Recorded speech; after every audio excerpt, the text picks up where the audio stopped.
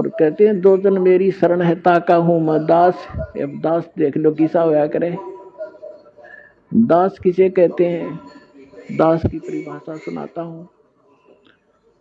एक बार अब्राहिम सुल्तान अधम जो राजा था, उसने घर त्याग दिया था, परमात्मा की कृपा से घर त्याग दिया था, और वो किसी चला गया, एक आश्रम में रुक गया। उस आश्रम में सब दास कहें अपने आप को, फलाना दास फलाना दास, और थोड़ी बात पर एक दूसरे का न्याक काट लड़ने लगे, तू क्या बन रहा है। तब अब्राहिम सुल्तान अधम जिसकी दास कथा सुनाना जा रहा है, इसका थोड़ा सा लिंक बीच में और आ गया।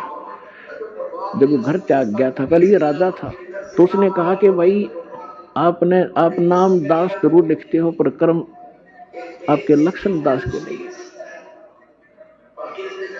उन्होंने पूछा भाई क्या बात भगत जी, कैसे नहीं।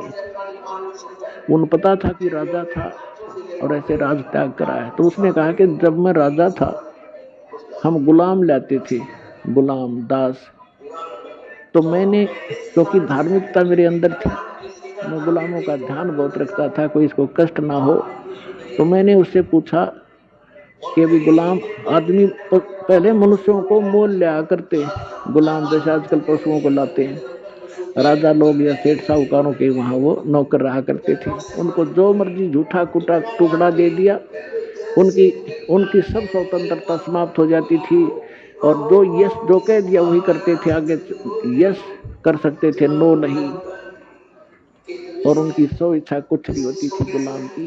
तो अब्राहिम सुल्तान ने कहा कि मैंने उससे पूछा कि ए गुलाम तेरा क्या नाम है। उसने कहा कि दास को जिस नाम से पुकारोगे गुलाम का वही नाम होगा, हमारा कोई नाम नहीं होता, कोई बुंडा सुंडा गुंडा कुछ भी कहना हाजिर खड़ा पाऊंगा। आप क्या, आपको कौन सा भोजन रुचिकार है। कहने लगा दास की कोई इच्छा नहीं होती, जो झूठा कुठा दोगे हम उसी में संतुष्ट होते हैं। तो पुण्यात्माओं कहने का भाव ये है कि वो दास और अपने मालिक के सामने जो आज्ञा होते ही सब कुछ लिए खड़ा रहता है, उसको दास कहते हैं। तो कबीर साहब कहते हैं कि जो जन मेरी शरण है और ताका हूं मैं दास,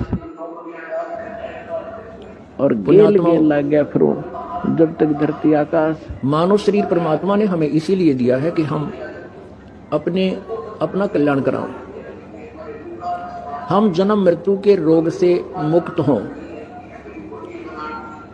यहां पशु योनि में कष्ट भोगते हैं, मानव शरीर में भी हम कोई सुखी नहीं है। तो ऐसा कोई स्थान है जहां हम पूर्ण रूप से सुखी हो सकते हैं, वो अपने सदग्रंथों में विद्यमान है, और हम अपने सदग्रंथों से अपरिचित रहने के कारण हम उस स्थान को प्राप्त नहीं कर सके।